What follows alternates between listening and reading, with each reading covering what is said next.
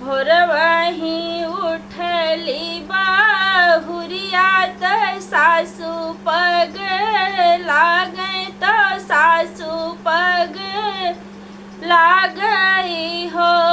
सासु हनियड़ा मरनी कर जवा दूरी रहो, बाझिन दूरी रहो, बाझिन हो।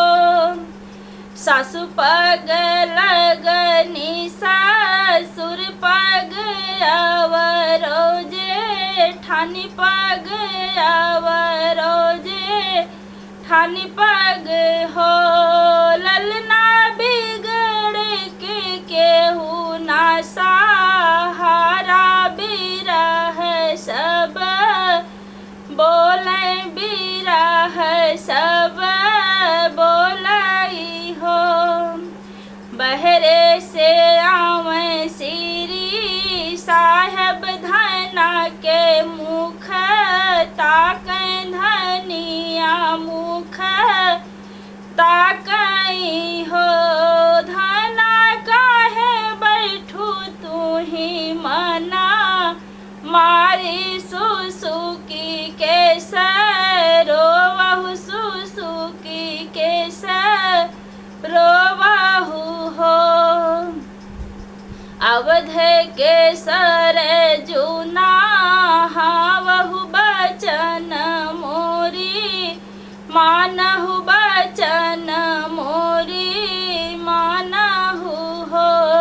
धना रवि दिन सूरुज मनावहु, पुत्र तोहरे होई है बालक तोहरे होई है हो।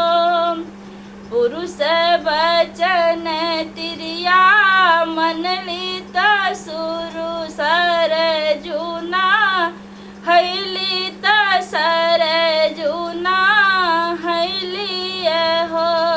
ललना नवे मास होरी लाज, नमन उठन लागे सोहर हो।